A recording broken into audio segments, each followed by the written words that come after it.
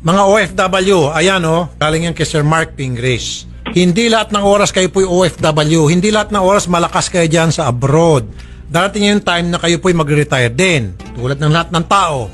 Then, ngayon pa lamang, mag-iisip ng kayo ng future ninyo. Mag-iipong kayo, mag-i-invest kayo. Huwag yung bigay dito sa kanyang manliligaw, bigay doon sa nakilala sa Facebook, bigay rito sa boyfriend, bigay doon kay pamangkin, kung sino-sino bibigyan, and then, pag-uwi ng Pilipinas, tapos na yung kontrata, magugulat na lang, wala ni 5. Kaya mga OFW, ayan ngayon pa lamang, mag-ipon kayo, think of the future, dahil hindi lahat ng oras, nandiyan kayo sa abroad at malakas kayo.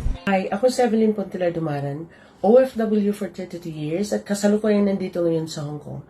May isang anak at may isang asawa. Bakit nga ba ako nag-abroad? Dahil ang gusto ko lang naman noon ay makatulong sa aking pamilya dahil nagsimula talaga ako bata pa. Pero hindi ko akalaing aabot ako ng mahigit 3 dekada sa pangangamuhan dito sa ibang bansa. Buti na lang, mayroong na-introduce sa akin na online community na nasimulan ko 2 years ago na kung saan hindi ko akalain malalampasan ang sweldo ko dito ngayon sa Hong Kong dahil sa online community na to. Maraming salamat sa online community na to. Gilbert Ria, may asawa at 2 anak. I'm an interior designer by profession and former OFW for 19 years sa mga bansang Saudi Arabia, Singapore, at ang huli ay sa Canada. Hindi ko akalain na wealthy lifestyle lang pala ang makakapagpo-for good sa akin dito sa Pilipinas.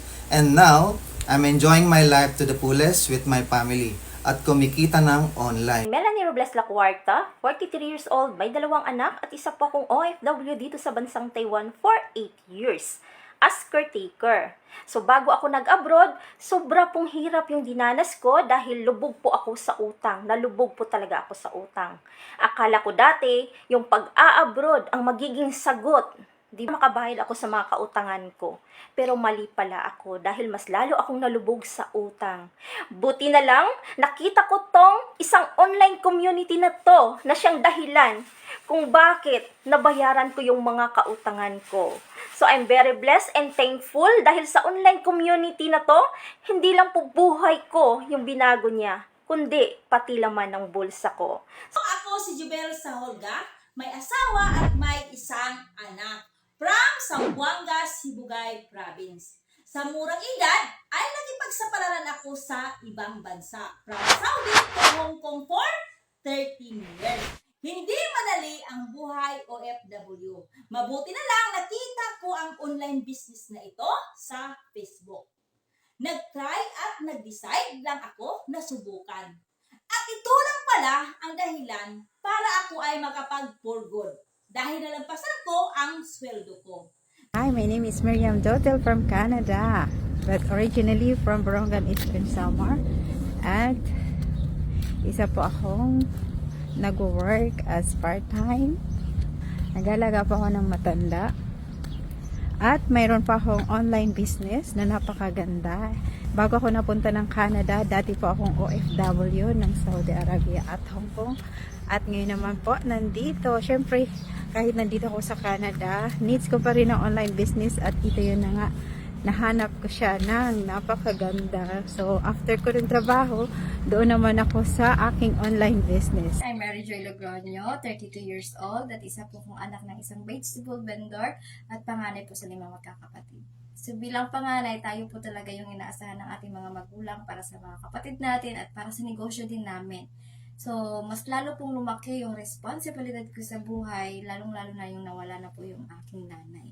So ako na po yung tumayong magulang sa aking mga kapatid. So nung nawala na po yung aming negosyo, so dahil hindi po sapat ang kinikita ko dito sa Pilipinas, sinubukan ko pong mag-abroad. Kahit alam kong mahirap, nakakatakot, pero dahil sa mga gusto kong na makamit ko yung mga pangarap ko at para sa mga kapatid ko, sinubukan ko pong mag-abroad.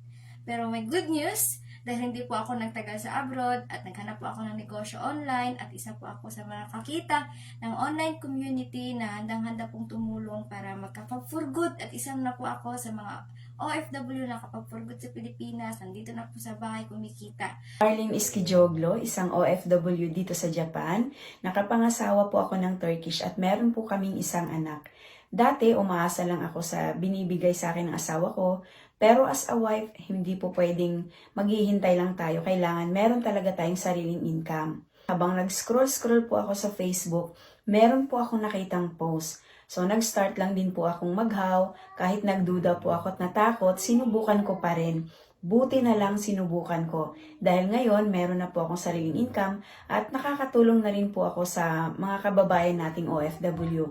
Kasi as OFW, hindi po habang buhay nagtatrabaho tayo sa abroad at hindi po habang buhay naaasa tayo sa ating mga asawa kung nandito tayo sa abroad. At kung tayo ay OFW nagtatrabaho, so uuwi pa rin tayo sa Pilipinas, sa bansa natin. So kailangan meron tayong sariling income, meron tayong negosyo. Thankful ako sa community, sa online community dahil natulungan po talaga ako. I'm Jovi Bahatan, 20 years OFW dito sa bansang Israel bilang caregiver. Panganay sa 9 na magkakapatid, galing ako sa mahirap na pamilya, may asawa at may 3 anak. Nag-decide ako na mag-abroad dahil akala ko ang pag-abroad ko makuha ko lahat ang aking mga pangarap. Buti na lang nakita ko ang online community sa isang tao na di ko kakilala. Try lang ako at dito ko na-realize na pwede pa palang makuha ang aking mga pangarap. Thanks to online community.